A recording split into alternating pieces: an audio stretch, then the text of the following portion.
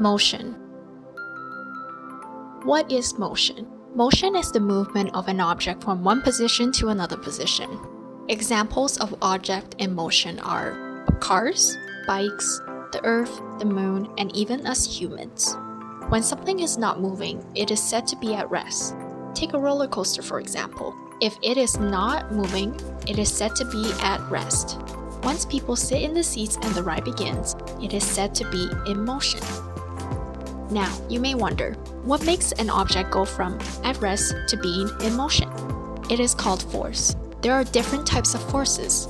When a force is applied to an object, it starts moving. This force can be in the form of a push or a pull. For example, only when we kick a soccer ball, it moves forward. We are kicking it forward. An example of pulling is when we pull the door open. Moving on to the laws of motion. Issac Newton found and defined the 3 laws of motion. We call them Newton's law of motions. Newton's first law states that objects in motion tend to stay in motion, and the objects at rest tend to stay at rest unless an external force is applied.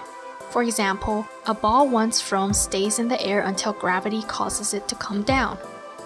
Newton's second law of motion states that for every action, there is an equal and opposite reaction that occurs. For example, when we push against a wall, the wall exerts an opposite force that does not let the wall move. Newton's third law of motion states that the greater the force applied on an object, the greater its acceleration will be.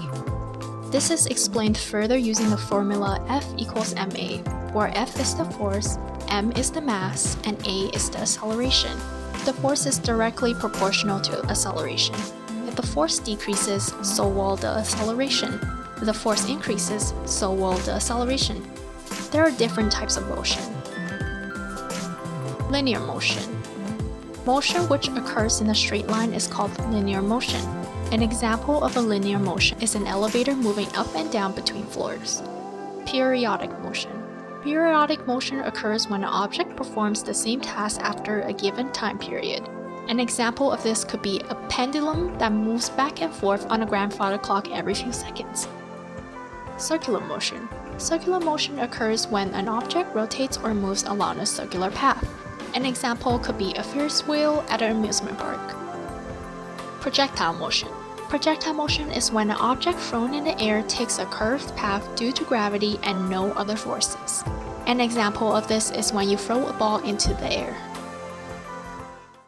Like what you've learned? Be sure to leave a like and subscribe for more future content.